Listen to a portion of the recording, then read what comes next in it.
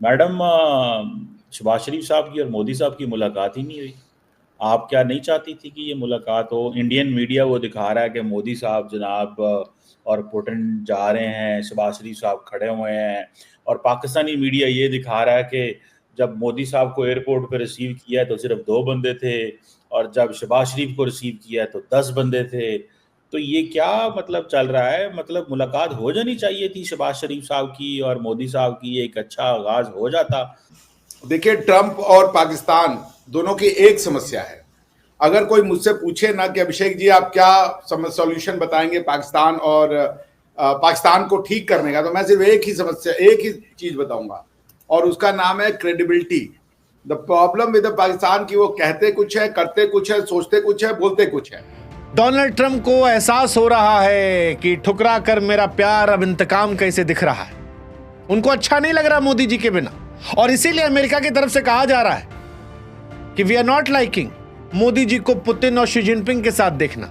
कोई भला जाता है ऐसे? डोनाल्ड ट्रंप के सलाहकार कह रहे हैं कि मोदी जी को नहीं करना चाहिए था, रूस के बजाय अमेरिका के साथ खड़ा होना चाहिए था। पता नहीं मोदी जी क्या सोचे कर दिए। मोदी साहब इतने बड़े लीडर हैं 1.4 बिलियन के, तो ये क्या मतलब वो कर रहे हैं? उनको नहीं चाहिए कि एक जफ्फी डिप्लोमेसी जो करते हैं वो शहबाज शरीफ के साथ भी कर लेते? सर, सबसे पहले तो जो मोदी जी पहुंचे और उनके साथ कम लोग दिखाई दिए, वो पहले शुरू में मुझे भी ऐसे ही लगा। मैं भी बड़ी हैरान हुई कि ऐसा कैसे कि चाइना ने इनको रिसीव करने के लिए चाइनीज कम आए और हमारे प्राइम मिनिस्टर को इतने सारे रिसीव करने आए।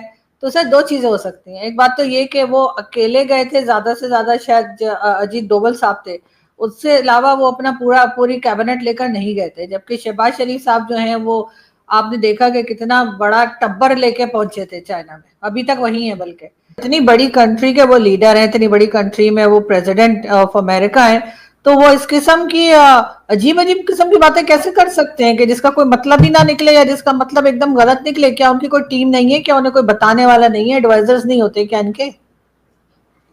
एडवाइजर्स, ट्रम्प साहब ने जितने एडवाइजर्स को फायर किया है उतना तो उन्होंने अप्रेंटिस सीरियल में किसी को फायर नहीं किया था। फिर वो उम्मीद जताकर कहते हैं कि हमें उम्मीद है कि मोदी जी समझेंगे, रूस के बजाय हमारी तरफ आएंगे। और जब ये सारा ड्रामा चल रहा था तो हमको एहसास हुआ कि भैया कभी कभी दुनिया की सियासत बिना मोहब्बत की तरह ड्रामेबाज जाती है, मानो जैसे कोई बॉलीवुड की पिक्चर चल रही। वो जो एक शेर था ना कि बहुत उदास है कोई शख्स तेरे जाने से, हो सके तो लौटा किसी बहाने से। एग्जैक्टली यही कहानी आज अमेरिका की। दोस्तों, जैसे आपने देखा, फिजा खान हो या पाकिस्तान मीडिया बाकी की हो, यह इस तरीके से बौखलाई हुई है कि एससीओ मीटिंग तो खत्म हो गई, पर पाकिस्तान मीडिया का अभी भी बुखार खत्म नहीं हुआ है। जिस तरीके से बेइज्जती शहबाज शरीफ की हुई, उसके बाद इनको बोलने के लिए कुछ रहा नहीं कि एससीओ समिट में किस तरीके से मोदी के सामने जलालत इनके पीएम को मिली है। तो ये अब बात कर रहे हैं कि किस तरीके से ट्रंप अब टैरिफ पे टैरिफ लगाएगा, और ये ट्रंप को इस तरीके से डिपेंड कर रहे हैं, मतलब कि ट्रंप को इस तरीके से साइड में ले रहे हैं कि जैसे इनका बाप हो, इनके बाप को किसी ने बोल दिया हो। इस तरीके से ट्रंप के लिए भारत के खिलाफ, भारत के विरोध में खड़े हो गए पाकिस्तानी, और जिस तरीके से भाषा यूज कर रहे हैं और जिस तरीके से बात कर रहे हैं और धमकियां दे रहे हैं, ये जाहिल दोगले, ये जिसके जो बोटियां फेंकता है उसके बोटियों पर पलने वाले कुत्ते, ये पाकिस्तानी, ये आज भारत को धमकियां देते हुए क्या कुछ कह रहे, आइए सुनते हैं। तो सर, पहले यही ट्रम्प थे जो आप लोगों को बहुत पसंद थे, और अब की बात ट्रम्प सरकार और इस तरह के भी आप लोग, आपके प्राइम मिनिस्टर ने नारे लगाए थे। अब अचानक से आप कह रहे हैं कि उनकी क्रेडिबिलिटी पे आपको शक है और आप उनका भरोसा ही नहीं करते। तो ये क्या पॉलिटिक्स में या ये जो कंट्री टू कंट्री रिलेशंस होते हैं उसमें एकदम से सर इस तरह के टर्म्स भी आ जाते हैं कि किसी पे बिल्कुल भरोसा? कल को चाइना के लिए भी आप यही कह सकते हैं, कल को रशिया के लिए भी आप लोग फिर इसका मतलब है यही कह सकते हैं, और कल को हमारे ऊपर ट्रस्ट आ सकता है। ये भी हम समझे क्या? अगर हर चीज बदलती है तो पाकिस्तान के लिए भी सोच बदल जाएगी। देखिए, ऐसा है आरजू जी, भरोसा तो हमने नवाज शरीफ साहब पे किया था, अटल बिहारी वाजपेयी जी चले गए, कश्मीर हो गया, जिसको आप कहती हैं वो कारगिल हो गया। भरोसा मोदी जी ने किया था तो वो पठानकोट हो गया, पुलवामा हो गया, उरी हो गया। तो ये तो अब आप इसको क्या कीजिएगा कि हम, वो तो नवाज शरीफ साहब की बेटी की शादी में पहुंच गए थे, अगर मैं गलत नहीं हूं तो बेटी की ही शादी थी आपके जो नवाज शरीफ साहब है। भरोसा तो दिखाया था। नवासी की शादी थी, हाँ, बेटी की, 89, 90, 91 जिसकी भी शादी थी, पॉइंट वो नहीं है।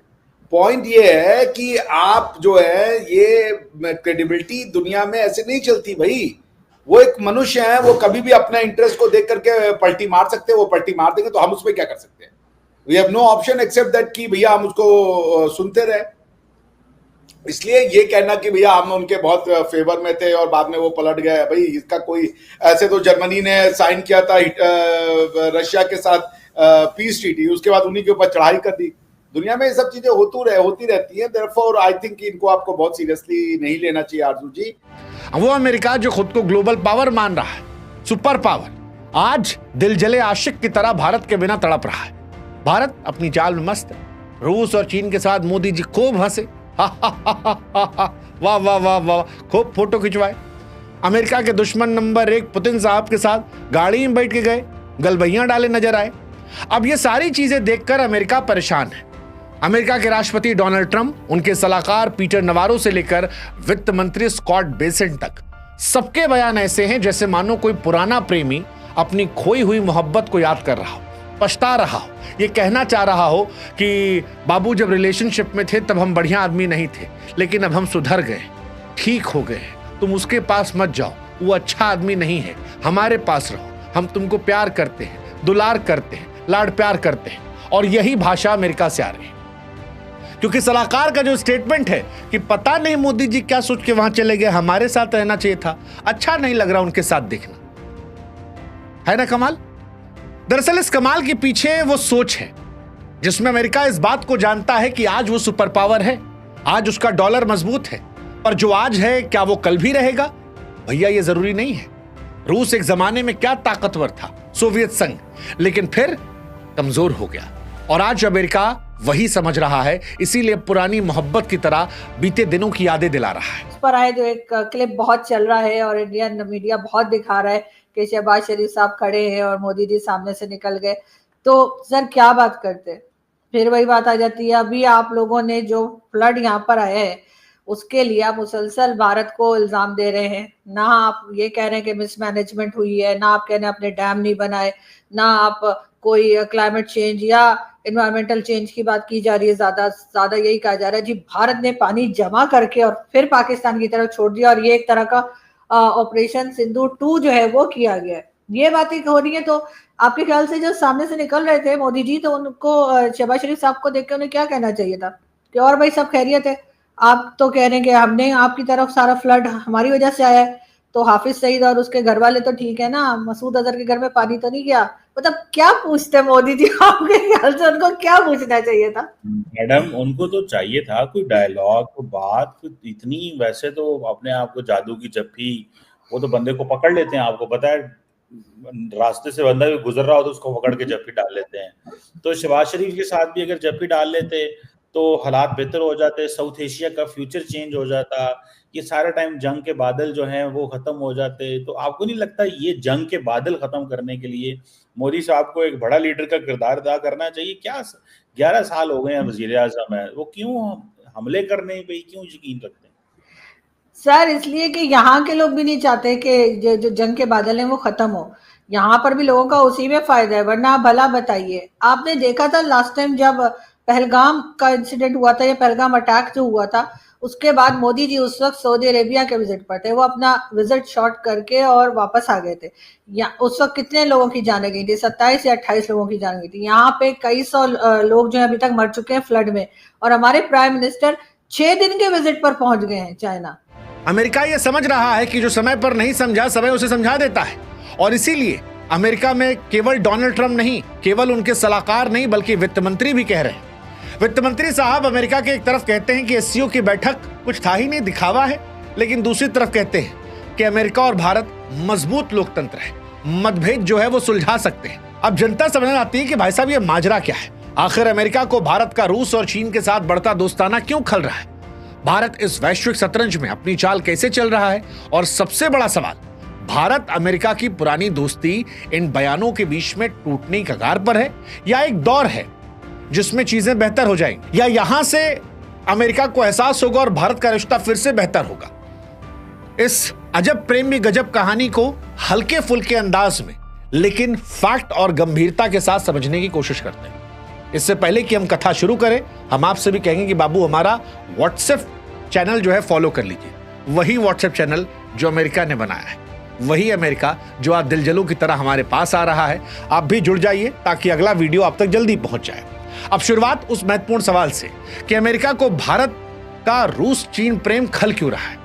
तो देखिए, अमेरिका के बयानों से यह बात साफ है कि वो भारत की दोस्ती खोना नहीं चाहता। भारत का रूस और चीन के साथ बढ़ता दोस्ताना अमेरिका के ग्लोबल दबदबे और सुपर पावर स्टेटस के लिए चुनौती है।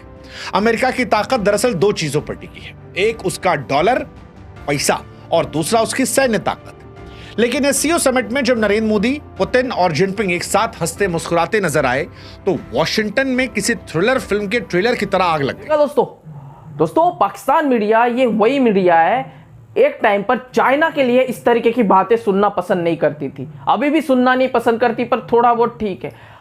पर अब चाइना को छोड़कर अमेरिका के लिए इनको बुरा लगता है। अगर अमेरिका के लिए भारत कुछ बोल दे या कुछ कर दे, जिस तरीके से एससीओ समिट में Modi ji, Xi Jinping, Putin, इनकी फोटोज वायरल हुई, जिस तरीके से इन्होंने बातें की, ये पाकिस्तान और अमेरिका को दोनों को मतलब कि एक संकेत था। और उसके बाद पाकिस्तानी तो इस तरीके से मतलब कि वो कहते हैं ना, मालिक कहता है छू और कुत्ता भागता है ना, उस तरीके से अमेरिका ने कहा भाई भौंको, और इस तरीके से पाक मीडिया ने भौंकना शुरू कर दिया बिना कोई नॉलेज के, बिना कोई मतलब इनको कुछ पता ही नहीं इस समिट में क्या हुआ, कौन सी डील्स हुई, क्या जापान के साथ क्या डील साइंस हुई, कुछ भी नहीं। इनको सिर्फ ये दिखाना है, अपने लोगों को चूरन बांटना है कि भारत बर्बाद हो गया, भारत कुछ नहीं रहा, मोदी का रिजिम चेंज मतलब कि तख्ता पलट होने वाला। ये पाकिस्तान नहीं, ये भारत है, या लोकतांत्रिक देश है, या डेमोक्रेसी एक नंबर पर है पूरी दुनिया में। तो ऐसे ही नहीं बना भारत पूरी दुनिया में एक नंबर।